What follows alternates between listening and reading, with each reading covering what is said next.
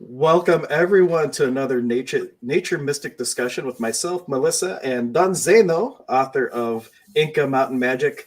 And we'll give people a few minutes to see that we're online and streaming. But today's topic is going to be all about the Uhu. My card's disappearing. The Uhu Pacha. You can tell I'm not really in my office. It's a green screen, but it's more exciting than my son's room, which is what you would see behind me. But let us know how you're feeling. Who's joining us? If you're catching this on the replay, share this video and do your part to spread the contagion of consciousness. And how are you two doing today? Doing well. Excellent. Cannot complain. Well, that's good. Well, I heard a bell somewhere. Yeah. Well, we getting ready to open up here, especially since we're getting so close to the beginning of the apprenticeship. I'd like to give a formal opening here. Very good. Well, why is this happening to me? Here we go. Let me try to refresh this. Anyway, why don't you go ahead and open space? Okay, I'm going to actually zoom down to my Misha. There we go.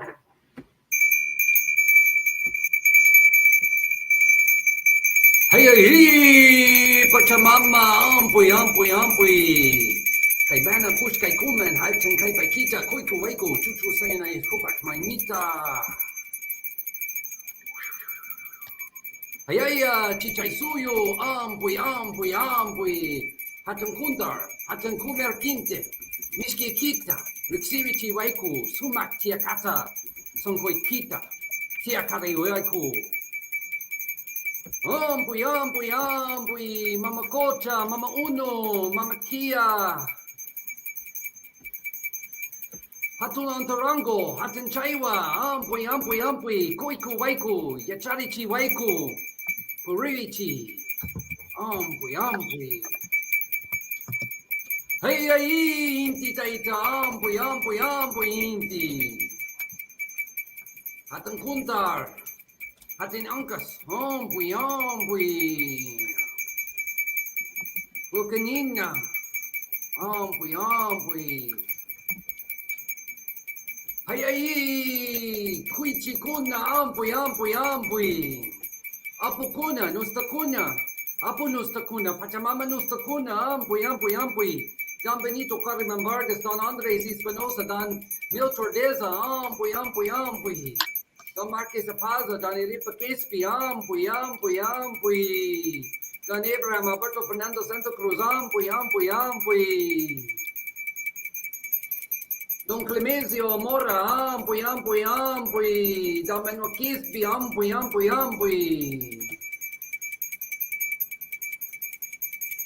Tikse Muhu Amaru, ampui. Kontiki Viracota Pachamak, ampui.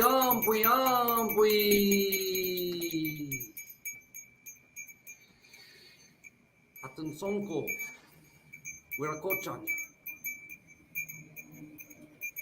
Tupikui, Kausaipi, Kawakwi, Misada.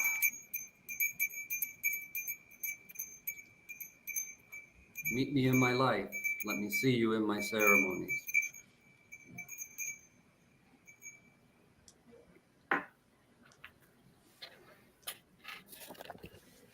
All right.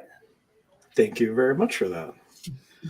So thank you everyone for joining us. As I have in the description, this is Don Zane Curfman. He's our teacher for the Katari tradition of cross-cultural shamanism based really on the Paco Kuna teachings of Peru and a whole bunch of a whole bunch of different traditions and lineages kind of rolled into where they kind of intersect. And we're going to be starting an apprenticeship program next month in April. To find out more about that, there is links in the description. But we just wanted to kind of give you a little taste of it. And today's topic, I pulled from this cool little Andean oracle deck. And I got the Uhu Pacha, which means the lower world. So I'll read this card, then we'll see what we may talk about with it. Is a part of you feeling incomplete, at a loss, or underdeveloped? Allow a journey to the lower world to inform and encourage you. A lost part of yourself may be curled up in the shadows, yearning for reunion. A gift left untapped may long to come into fruition. Dive deep into your depths on the sound of the drum or the rattle and call out to Huascar Inca. Call out to the Hatan Amaru, the great serpent. Retrieve your lost power. The lower world holds so much promise of insight, growth, and freedom. Yeah, the Uhu Pacha. Tuarin Pacha is another name for it, and especially in the Amara language. Harim Pacha. It's the lower world, and we sometimes don't understand what that means in the West because our only understanding of the lower world is connected with the concept of an underworld or hell.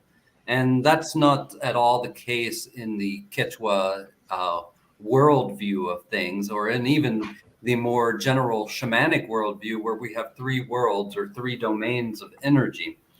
What the Uhu Pacha is, though, it's a repository of creative impulse, of instincts. It's also the place where our wounding happens and where our wounds live. The imprints of our wounds have deep roots into the Uhu Pacha. We consider it also the subconscious part of ourselves and the unconscious part of ourselves. And partly it's unconscious because of a patriarchal worldview where we make important the things that exist outside of us. The object permanence becomes what is most important to us. And because of that kind of reductionist worldview, we don't give a lot of credence to our emotions, to our feelings, to our impulses, and to our wild creativity. This is the divine feminine that lives within us and has been put into a very crippling place in our modern world. And we can see this in the way that we treat our own bodies and we treat our own emotions and our own feelings. You know, we treat them very harshly. And we treat them a lot the way we treat natural resources in the world. Those natural resources we see as deaf, dumb, and blind. And we kind of look at our emotions and our feelings and all this stuff that happens in our inner world as being meaningless. And we put no importance really on it in our patriarchal worldview. And that creates a disconnect from our bodies. That creates a disconnect from our impulses. And so these unhealed and these wounded and unhealed parts of ourselves, they live in the shadowy realm of the Uhu Pacha. And from that place, they are projected onto our world because we don't dive into them. We don't go deep into them to start the process of healing. So we project our wounding outward. And as we project our wounding outward with our creative potential, our co-creative potential in this world, what we start to do is all we see is the shadows of our psyche coming back at us. All we can receive is those darker and wounded parts of ourselves. And we actually manifest more of those into our lives by the very act that we are broadcasting them out. And when we broadcast out a frequency or a vibration, people want to meet that frequency or vibration. It's just like if someone comes into a room and they're all smiles and they're very happy, people tend to respond with smiles. They tend to respond in a warm way. But if they come in and you can tell that they're just down in the mire, people often will either respond in an empathetic way that is either, oh, what can I do to help you? Or more often than not, ooh, you're something that's polluting me.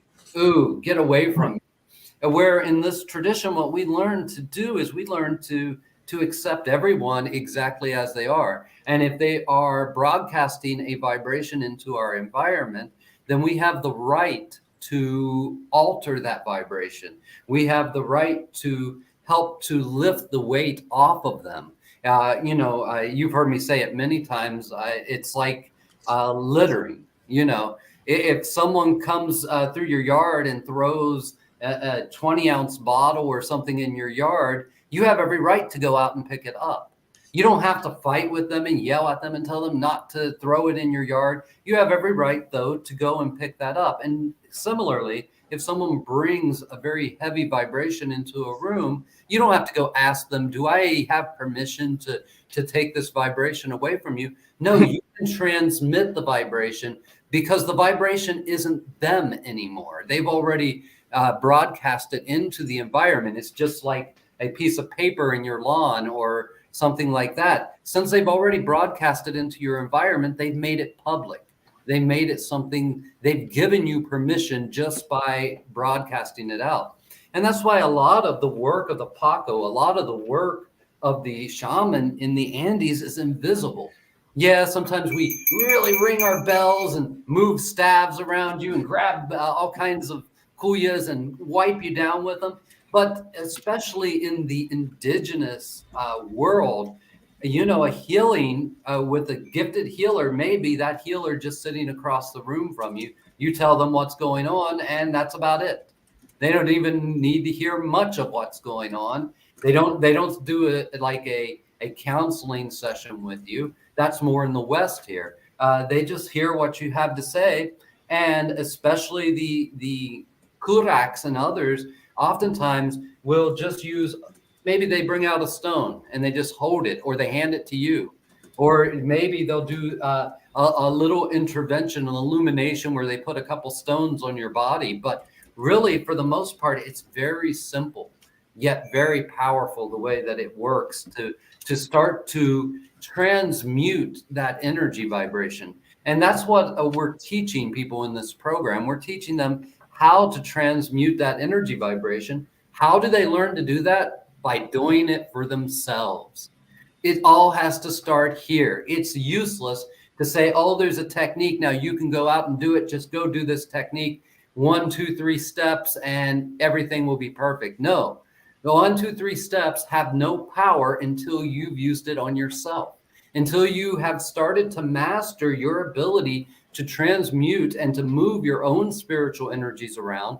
You do not have the power to transmute and move the spiritual energies around in your environment. So, you know, we start here. A Jungian quote I like is, it's the path of the wounded healer.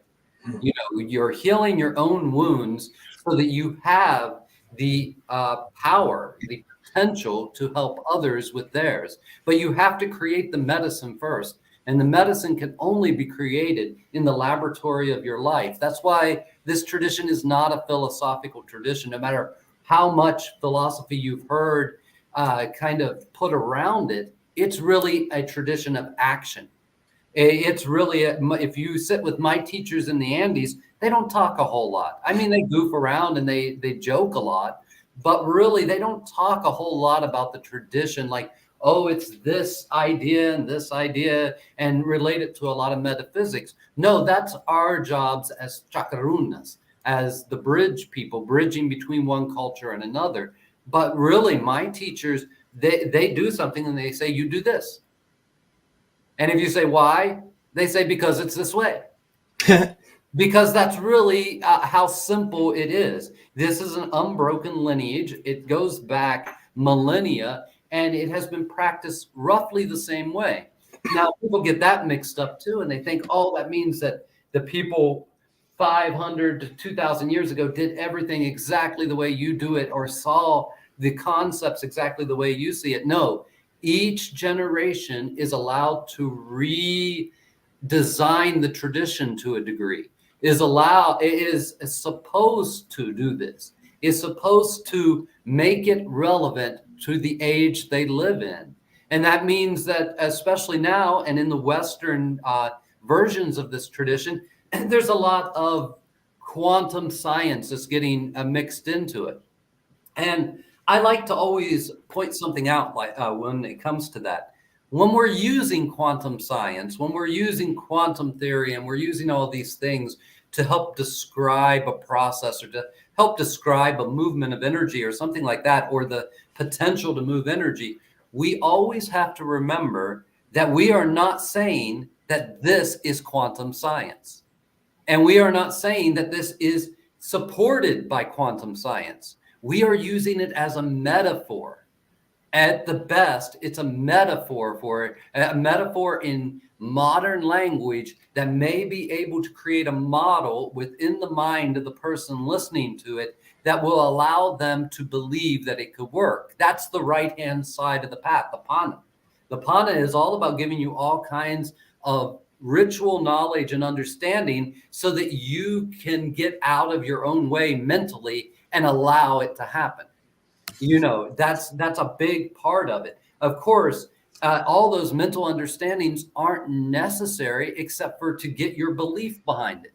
So we use quantum science and we use quantum theory and we even use just more general science not to prove that what we're teaching is true or anything like that, but to allow a language that may get beyond your mental barriers so that you can step into a realm of potentiality where these things can happen. Went off on a little tangent there. Oh, tangent is your middle name, quite literally. Oh, we do have Magic Mike just tuning in, saying good topic, and quite a few people just saying good morning. Good morning, everyone. Yeah, and hi, and all these things. So thank you all for tuning in. And today's topic was stemmed from just talking about the Uhupacha, which is the underworld, and you saw what happened from that little prompt. But if you have questions, comments, please put them in, and we're happy to weave the conversation whichever direction it needs to go to be most of service to you. Mm-hmm. We have Richie saying good morning. Good morning, Richie. Good morning. Welcome. Yeah, so the Uhupacha is a very interesting thing because it's the landscape of our impulses and our instincts and our intuition. Our intuition comes from that inner place because in the Quechua worldview, though there is the Hanakpacha, which is like outer space, or we can also call metaphysical heaven idea, and there is the Kaipacha, which is everything from the skin of the atmosphere, the most subtle skin of our atmosphere, all the way down to the earth crust. And then we have the Uhupacha, which is everything under the earth crust to the center of the earth. It isn't just seen in that way because we are the children of Pachamama. Pachamama Kcherikuna. We are her children. And because of that, we were made in her image. So we also have this region outside of our bubble, which is our energy field, called the Kausai Pukpo in our tradition. But it just means filled a personal space. We have everything that's outside of it. Then we have the skin of our bubble all the way to the skin of our body, and that is our middle world. That is just like from the atmosphere to the crust of the earth. That is our middle world, and that's where we get to interact with energy a whole lot, is from the skin of our bubble to the skin of our body. That's how we change our vibration and fall into greater aini with the universe around us, which means reciprocity or harmony, because we really see the universe as a cooperative universe, a universe of abundant energy, abundant living energy. We live in a totally abundant universe. But that always brings the question, well, if we live in such an abundant universe, why is there so much limitation? And that's because we live in a universe of abundant living life force energy. And the manifestations of those life force energies, like this bell, can be very limited.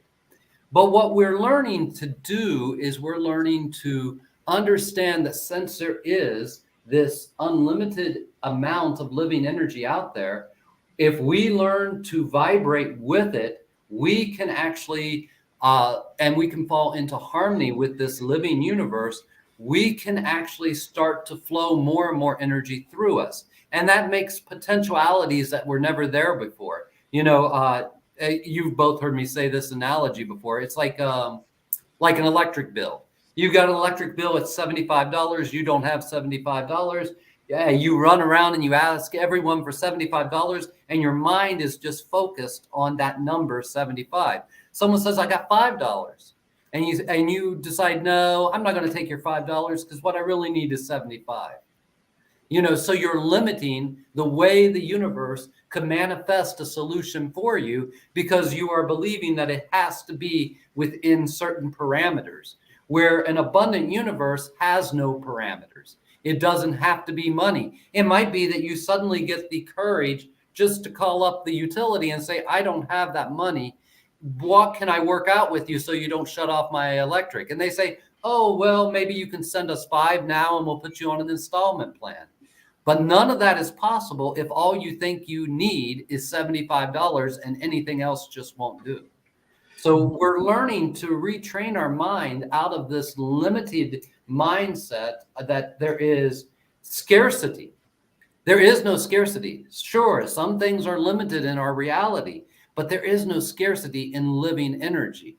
And if we learn how to harmonize with that and fall into greater Aini with ourselves first, because we have to find harmony with ourselves, and then with the outer world, eventually what can happen is we can start to grow the types of communities that can take care of themselves. Right now we're in an election year, and a lot of people are saying, well, we got to elect this person, or we got to elect this person to change the world. The world's fate is in this election. Well, that's only partly true, because the world's fate is in your own hands. And we are now at this crucible where we are turning a corner into a new age. And it's time for us to start taking our power back from belief systems, taking our power back from governments, taking our power back from all these cultural norms. And if we can start to, instead of saying, oh, I want to elect so-and-so, yes, it's very important to elect people you feel will do a good job. But we have to take the personal responsibility to make the change in our own communities, because that's where change is going to actually happen. If we start changing it in our own communities, if we want to really do something to change poverty, then we need to put in place the systems in our own community to solve the poverty in our communities. And if we can start to do that, then we will realize that we don't need the government to do anything in that realm, that is actually within our own power, that we can develop our personal power and we can become the leaders of tomorrow, and we can change the world that we live in. Another tangent. Well, they're all good tangents. And if anyone has questions or comments on anything that's been talked about, please let us know. The whole thing with limiting what you're willing to receive, it works both ways, because you could also get the $75, but if you've been open to abundance, maybe you would have gotten 150, or a whole other thing would have been offered to you, oh, by the way, maybe you inherit a home or something that's off the grid. There could be a lot of different things that could come about if we're actually willing to fully receive what the universe could gift us. Yeah, and and we always like to paint it in the most positive way, but maybe there's something negative that's going to lead to a positive. That's the other thing that we often don't want to look at, especially in modern spirituality. We like to hide away from anything that we quote negative, because the old concept that came from Europe during the Dark Ages, before that, negative was just like in electricity. There was positive pulse, there was a negative pulse, and you needed both to create a current. And it wasn't until the Dark Ages and when the Christian thought moved into Europe that this idea was repainted that negative was evil. Because Europe also didn't have this concept of evil at that time. Before that was something that was imposed on them. And in the Americas, there is no concept of evil in the indigenous American traditions. Yes, there's things that are unpleasant. Yes, there's cruelty out there. But especially in the Andean tradition, we never consider those things evil. We consider them heavy. They create weight. They create gravity. But there's a very important reason for gravity. It is to start our relationship with Pachamama, to start our relationship with the mother or the goddess of material creation. And she's the one that teaches us Aini. She's the one that actually teaches us how to start balancing our moods, how to start balancing our energies, how to start balancing our relationships with each other. But all of that starts by us learning to accept the heaviness we call hucha and to learn to give it to her is a great gift. And that's one of the hardest things for humanity, because we really do just say, this is black and white, good and evil. But really, there's a really important reason for Hucha. And that important reason is it is the only way to start a meaningful conversation with her. The goddess of material creation is through our Hucha. That's what she designed us to create. She designed us to be able to create Hucha. No other creature, only humans create Hucha. Yes, other creatures get angry, other creatures get afraid. All these things happen. That's not Hucha. And people get that mistake too. They think, oh, I'm depressed. The depression is Hucha. No, the depression is sadness. It's a feeling. It will pass. Hucha is the weight you feel while you're depressed. That's the issue, not the actual sadness. We're as I try to say, all emotions are toxic. It doesn't matter if it's love or hatred. They're all toxic because they're all wrapped around belief systems, and they all drive us in ways. And so we want to take that power back from that as well. It is normal for us to have these ebbs and flows of emotional energy or feelings. I often say feelings are the spice of life, but emotions are all toxic. And that's not to say, oh, don't express yourself. No, you need to express yourself when you feel something. That's that old patriarchal system in place telling you not to express what you feel. Yes, express what you feel, but don't turn it into a narrative story. Yeah, don't turn it into a wounding. We had, click too fast. We had a question from Karen, I believe. She's asking, is this like ego? Good to have ego, but needs to be balanced. Sure. Yeah. This tradition is a tradition of upgrading the ego. We're not a tradition of ego dissolving. Well, maybe that's too harsh to say. We dissolve our ego, but it's in a different way. We are trying to make use of it because nothing at all that exists is junk. You don't have junk DNA, and you don't have junk feelings. Nothing out there is junk, and the ego is not junk.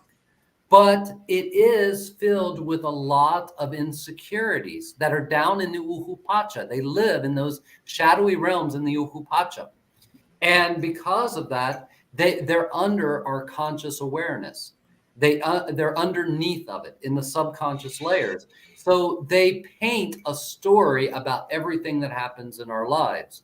So our ego gets informed by that. And that's what we're talking about, is healing the wounds in the Uhupacha, in our personal inner world. When we heal those wounds, suddenly the exact same circumstance can appear different.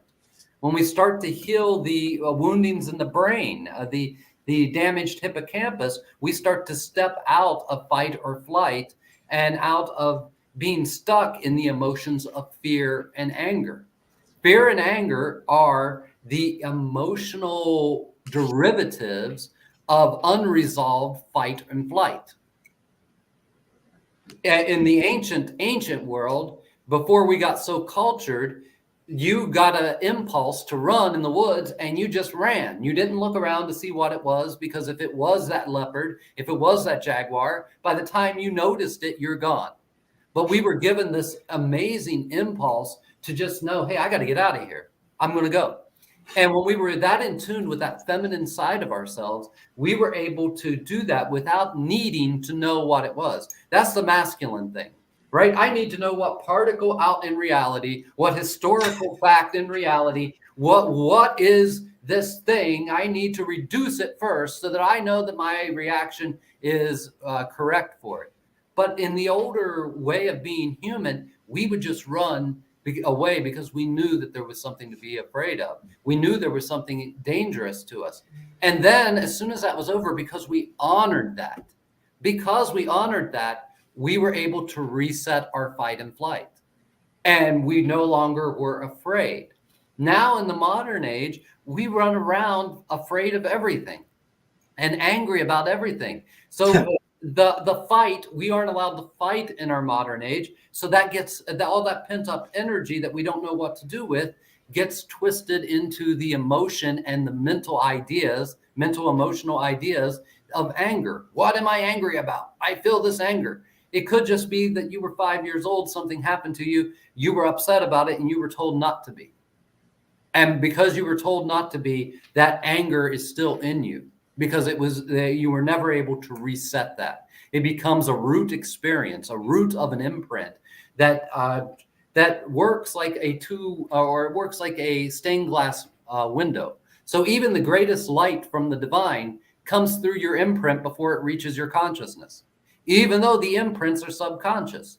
So what we're doing is we're learning to heal the wounds in the uhu pacha, in our subconscious self, in the id, so that we can perfect the ego, so that we can bring forward a divine light that is only born within us.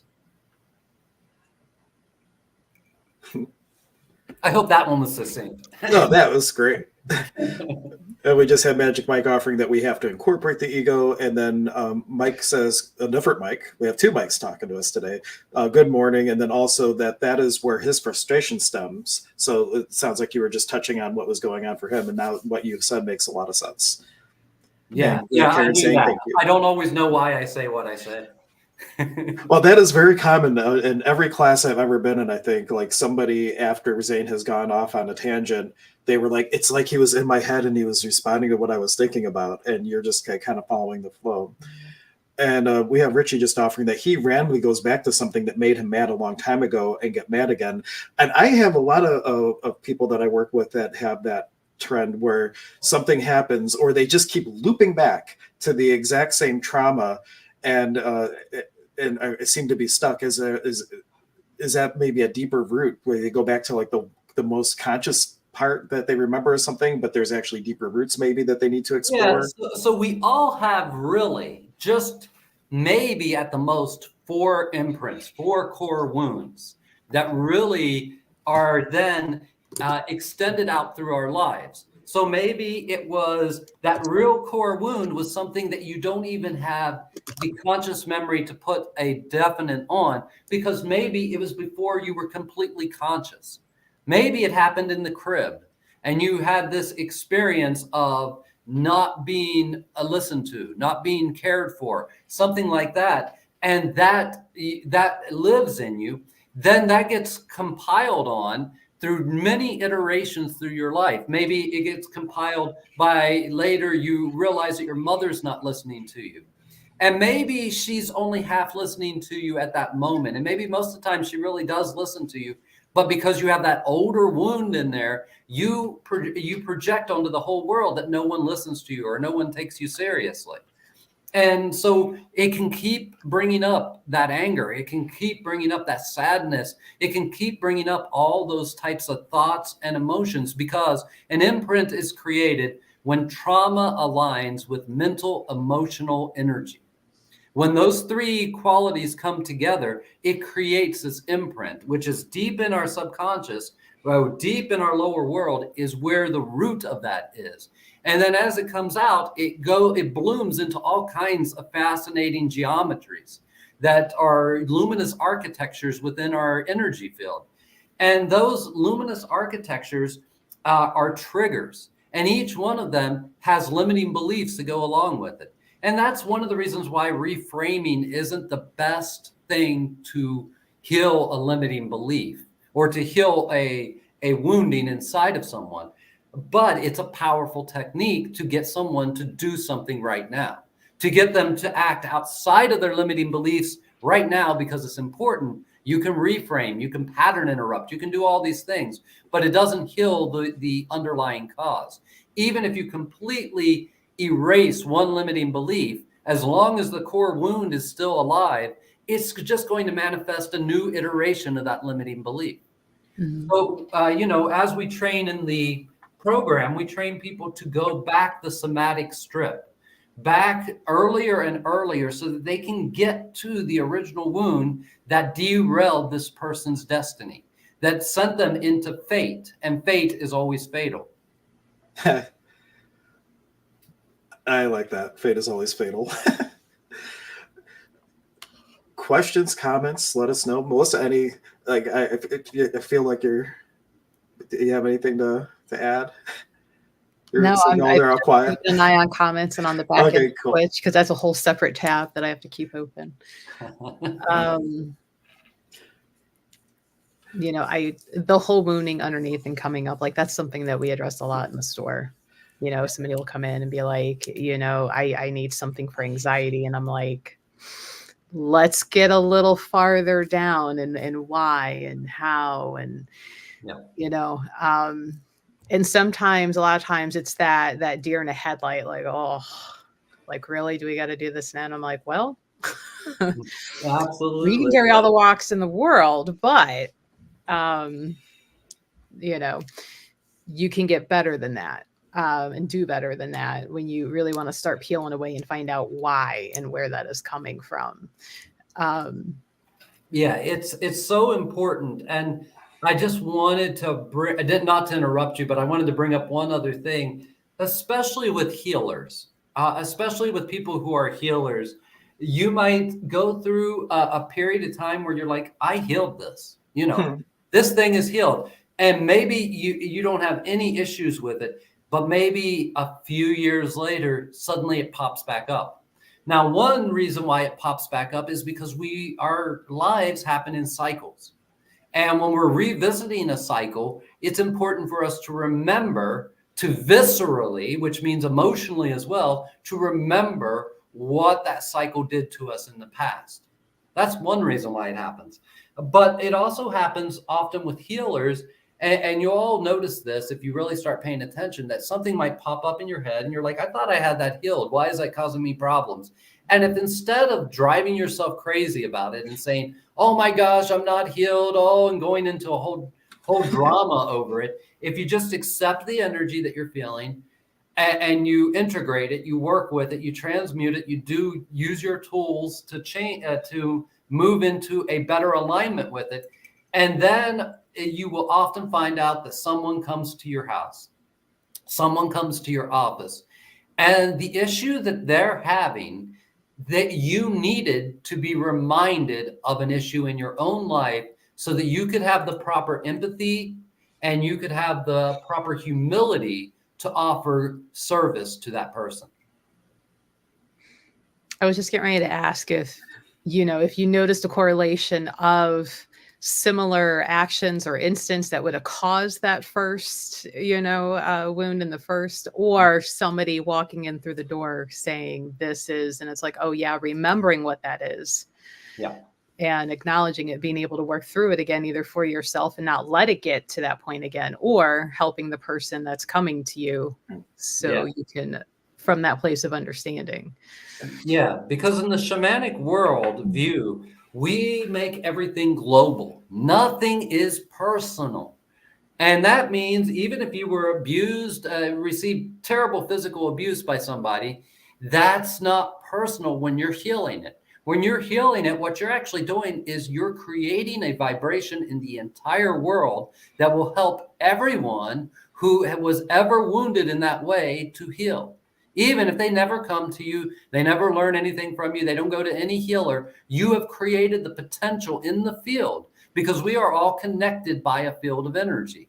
And that field of energy is intelligent. There is a human field of energy, and we're all connected through it. And I think we talked about this last time, now that I'm kind of remembering. But because of that, if I heal something inside of myself, I am actually healing it for all of humanity. And that means if I remember what it felt like once again to have been wounded in that way, and all the old emotions and everything come back up, that is not always necessarily a bad thing. If we have truly healed it, it often is setting the stage for something that's coming in our life, to remind us of something, to remind us, hey, you know that thing that you did, that healing, how you healed this thing, you're going to need that medicine now in life.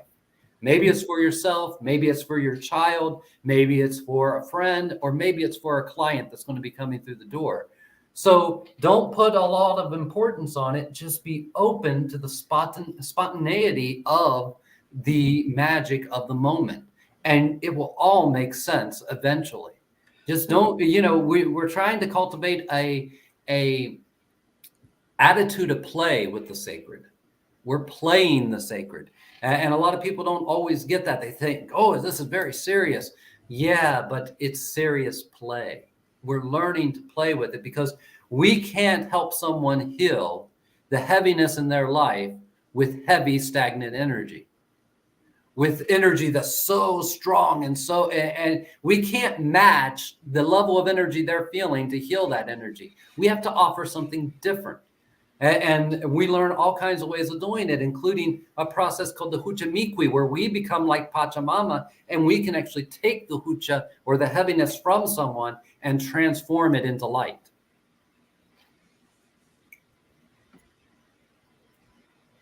I still say we need the fun shirts for that.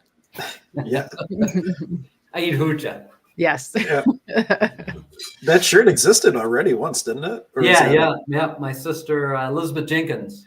Well, I know Melissa knows somebody that can make shirts. Maybe we should make sure. Yeah, that we I do think that. at one point it was like getting a hold of Elizabeth, because didn't she design it? And I'm like, yes, it would be our own, design lettering, but just making sure. No, I talk to her every once in a while. I could ask her. I don't think she'd really care, because Elizabeth doesn't believe in intellectual property. Okay. Even though she's an author, she doesn't believe in intellectual property. She believes it's, once something's out there, it's the fields. It belongs to everyone. It belongs to humanity. So her and I have had big conversations about that before. So. We'll have to make some shirts. Maybe have them ready by the end of the apprenticeship. That would be great. Designs. Absolutely.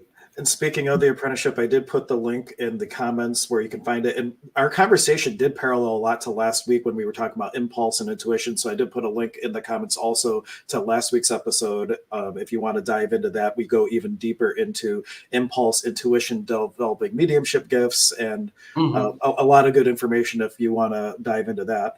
But if anybody has questions or comments about today's topic, the Uhupacha, the underworld, navigating imprints, and really I feel that the healing is really learning, like the imprints, the wounds that we have are purposeful in how we navigate. And it's not so much about removing it and eliminating it. It's more about learning to navigate it, and to, when it does get triggered, how you respond instead of react, and can use that to create even more light and more healing and more vibration, and make an upward spiral instead of a downward spiral. Yeah, absolutely. It really is about learning how to take deliberate control of things that happen automatically for you. And as we start to work with our woundings and stuff, what we actually are doing are retraining our instincts, because no one's instincts are wrong. They just have woundings on top of it, which is mental emotional stories. And those mental emotional stories twist your instincts, twist your impulses, and can create false intuitions and things like that. And so it's really about really getting in there and just learning what's in there. First of all, learning the territory of that lower world, of that inner world, learning its territory, acknowledging it, and being okay with it.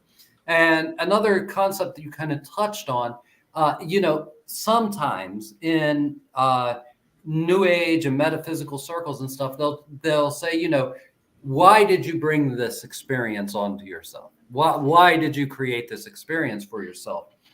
And I and also a lot of my teachers kind of take a different view of that. It's not like before we came in onto this planet, we set up every experience we were ever going to have in this world. And they're all just waiting to happen one after another. And we had this definite thing we were supposed to learn from each one of those. And if we learn it, then everything goes back to being perfect in our lives. And that's just really not an indigenous type of concept. Things happen in our lives. Some of them are quite tragic. It doesn't mean that you set that up and now you have a lesson to learn, or you're going to continue to manifest that same tragedy in your life. You will continue as long as you make it important to broadcast that out into the world. And that creates a energy where everyone's energy sensitive, where people will say, oh, this is what you're broadcasting. This is who you are. You're a victim. Doesn't mean that you're necessarily going to be victimized more and more and more until you learn your lesson. It just means that the people around you will feel that vibration of victimization coming off of you, and however that makes them treat a person. And especially if they hate the feelings of victimization inside of themselves and they haven't healed it, then they're going to turn that hate outward onto you. You know, and that's just the way things work in our world. So as we learn to heal these wounds, we start to broadcast a different frequency out into the world. That frequency doesn't mean nothing negative ever happens to you again.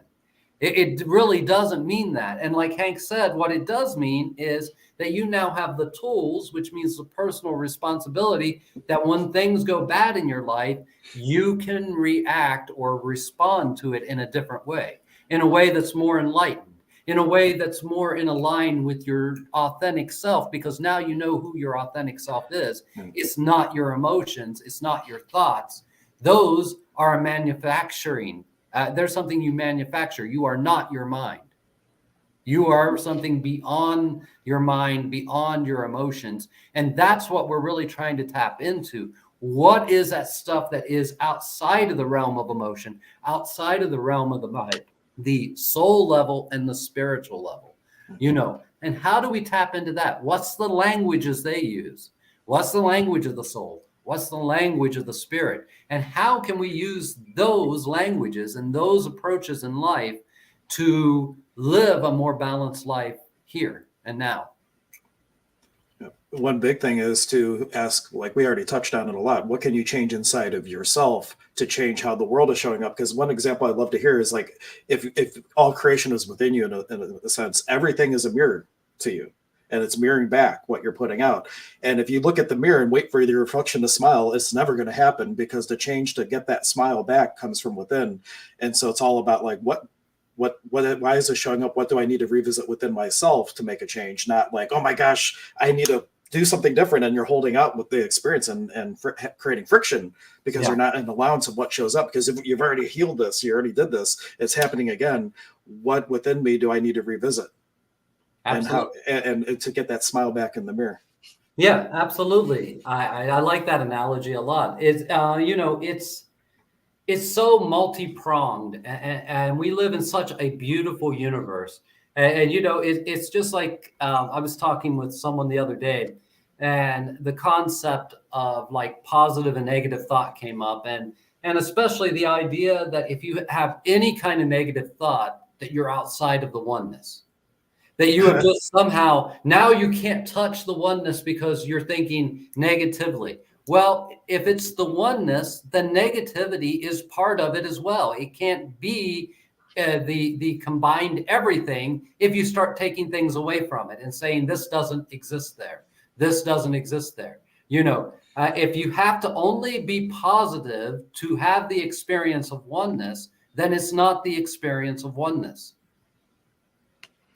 And we just have some people commenting. That's a lot of wonderful information. Thank you so kindly. And we've hit on a lot of good points that describes him in the situation. They appreciate it. We have Magic Mike tuning in. Just a lot of people are very grateful for the information. And also Richie saying he's looking forward to the upcoming apprenticeship, looking forward to having you in the apprenticeship. He officially committed to it yesterday. So a lot of good things coming up.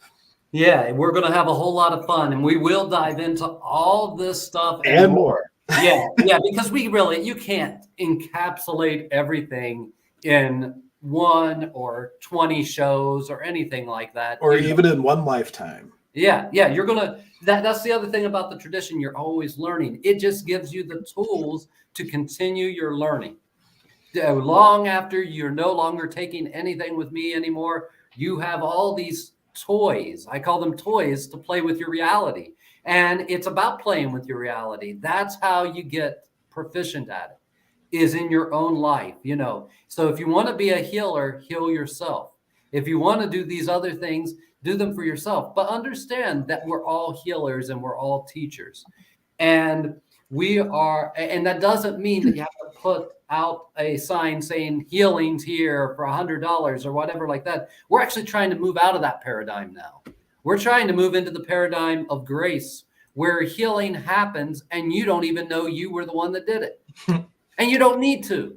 And it doesn't happen because someone came and you sat them down on a massage table and you ring all kinds of bells and you spit Florida water on them. That's fine. I do all those things. But we're moving into a new paradigm where none of that is necessary. But it's fun. Yeah, it is fun. But it's not necessary Right. anymore. And as we enter that new paradigm more and more, it's going to shift everything. And you know, soon you won't need to go down to your local healer. You won't need that because your local healer will be in your family. It'll be the people around you. It'll be everything all around you all at once. And we can actually step into that. That's what we say this Terra Pacha is. Mm-hmm. This time of the re-encounter, of the gathering. We're gathering back together to share everything we learned apart, and then to step into something new that is outside of learning, that is outside of all these more terrestrial-based things. We can actually step into a morphic field of creation. There's a fourth book by Neil Donald Walsh that's considered part of his original works now, and it's called now it just went out of my head. It's book 4, Awaken the Species. It's about humanity awakening to its full potential. And one of the things I really like from one of the things I still use from Access, Dr. Dane here said it's about humanity moving from the kingdom of me to the kingdom of we. Absolutely. Yeah. It's all about a community, but community is also something that just isn't always understood. A community is really about everyone being their authentic self. Pillar in each family sounds very soothing to hear. Sorry, I was just bringing it up for people to read. We didn't have to dive into it. Yeah, well, that's great. I'd rather go that direction because that's really what it's all about. If we can get to the point where there's a healer in every family, where there is a mystic in every family again, we will change a paradigm so great. And yes, it will bring certain industries to a halt. They won't be anymore. The spiritual healing industry, all those things will fade into the background because we're stepping away from all those. Those are the old ways of doing things. Those are based in more of these patriarchy understandings of limitations, of scarcity, and of a demented view of equality, which is we stomp out all differences and everything will be equal. But that's only good for the mind. Only the mind can believe such nonsense. You know, that if you stomp out all differences, then everyone will be equal. No, everyone will be depleted. Everyone will be half themselves because you've stomped out everything that was beautiful about them. You know, we are learning to step into a brand new realm, and none of us know what that's going to be yet. None of us can say for certain what the new age that we're stepping into is going to manifest as. But we have this amazing opportunity at this time to start to engineer it, to become the social engineers of a brand new age. But you have to heal what's broken inside of yourself, or healing's a harsh word because healing, a lot of people think it means it's cured and it's gone. No, it's not like that. You might still have it in there. It might still sometimes rear its ugly head. But once it's healed, you no longer have to believe it. You no longer have to react from it. You now can use it instead because there's no junk in this world. So we can then create emergency states, internal emergency states to be productive. I mean, how many people need a deadline to get something done? Internal emergency state. That is how you're doing it. So you create anxiety and you're using the power of anxiety to get it done. And as long as you understand that about yourself, you can do that very wisely. That's why we say Hucha is not evil. It's not a bad thing because we can learn to feed off of it and to use it to manifest. I can't think of the guy's name right now, but in the 70s, there was an epidemic in I think it was the Shoshone Reservation or the Shawnee Reservation. where people were dying, and I think I can't remember what the disease even was, but there was a medicine man, and he went from village to village healing people. And everyone, and people were like, you must be exhausted because all you do is travel and see sick people and then travel some more and see sick people. And he said, well, when I get done doing my healings, I go and I go out to the movies and I watch The Exorcist because it was the movie in the theaters at that time. And he said, and I sit there and I feed off of everyone's fear. Everyone getting afraid and all that happening, that gives me all this power. And then I take all that power that I took from their fear from watching the movie and I use it the next day in my healings. Wow. I don't think I've ever heard that one before. That's Yeah, I very can interesting. get you the name of the actual guy. I have That's it. that Black Elk Speaks, though, right? That's a different. You're talking about a different healer than Black Elk Speaks, or is it the same? No, it's not Black No. Elk Speaks. Okay, it kind of was reminiscent energetically, like but the hollow bone. That's where I thought you were going, and then you zigged when I thought you were going to zag. No. This is a guy who I'm not sure if he's still alive. I don't think he is now, but he was alive in the 1970s, and he was an indigenous healer. Yeah, a couple comments, and this kind of encapsulates too. There's an African word, and I might mispronounce it. It's Ubuntu, and it means like I am because you are, which is kind of reminiscent of the mirroring thing. But we have people just commenting that Richie was saying that if everyone's the same, what's the world worth? The beauty is our differences. Absolutely, Richie. And we had what a perfect time for me to plug in. Just so fulfilled hearing the confirmation on the work that she does in her shop. Brilliant conversation. And Mike was saying differences are how we learn something new from one another and the world. And we're really taught in this tradition, it's about the gold is in the differences. You don't want to relate away what's different. You want to embrace it and really dive in. Like why do you do it differently? Yeah. And celebrate those authenticities and things. And Cherry Bear giving us a little heart hug. Thank you so much. Any other questions or comments, or as we wrap up our conversation? I can't believe an hour just blew by. It went by fast, didn't it? It does go by fast. That's why we need a lot of hours. We do need a lot of hours. That's why we have the apprenticeship program, because then you have a lot of hours for these conversations to happen and this energy to come forward. And in our program, here's another thing that I just kind of based on the Uhupacha. People will come sometimes and they'll wonder why people start to cry in the circle, or why people start to go really inward, and maybe they look dark for a while, or maybe they want to bring up a dark subject, and that stuff's welcome in our circles because that's the correct container to allow that to come up and out. You know, it's not always just smiling and love and light, and this tradition, and I don't want you to lie. I don't want you to pretend like you're this when you're not. You know, if you're angry, do your work angry. Yeah. You know, but still do your work.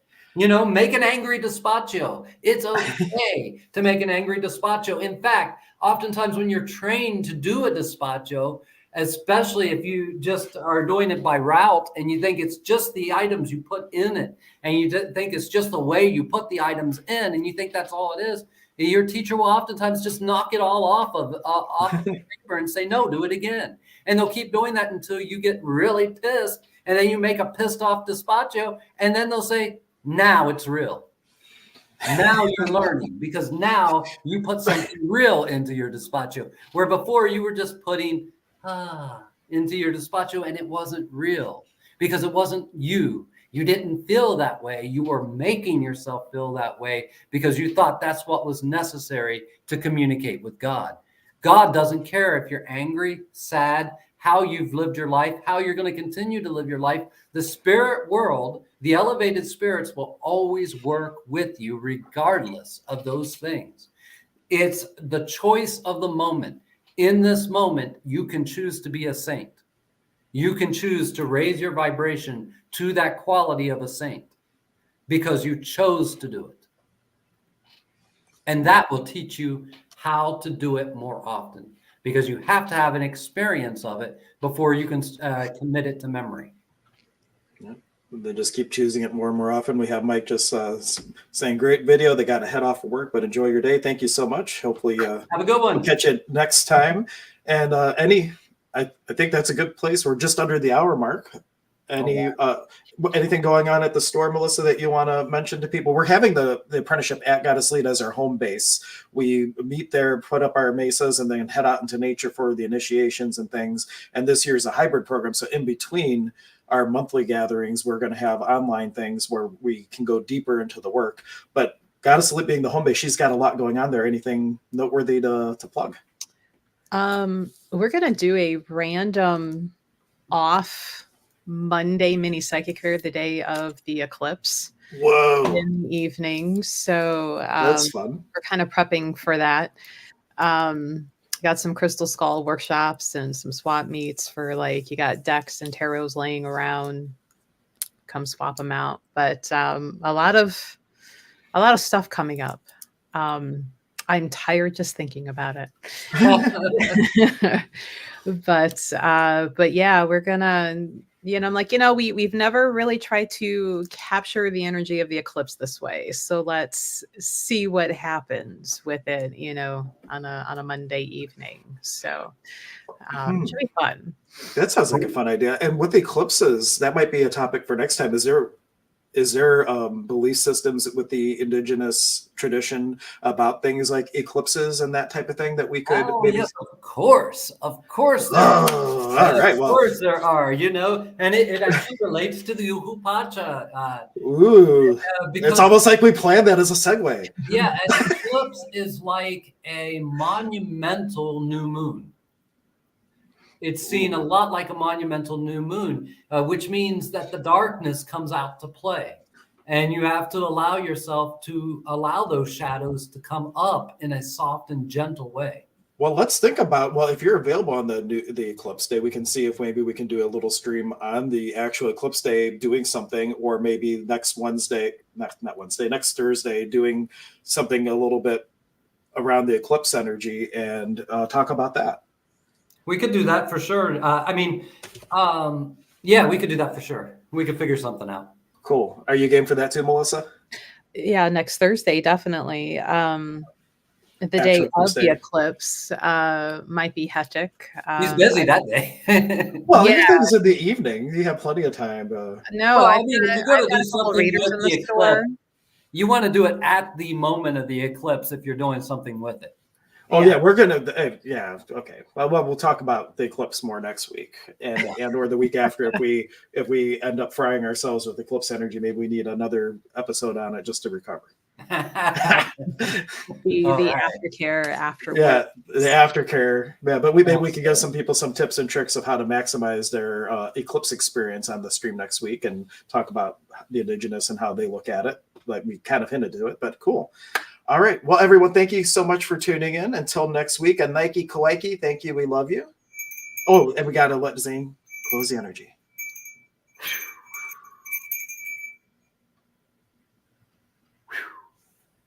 Nike Kawaii. Arpichai sangkonchai, monaicha sopaiki. Arpichai sangkolai, arpichai sangkolai. And chantaman quicky. Very good. Until next time, everyone, thank you, and we'll catch you on the next stream. Bye.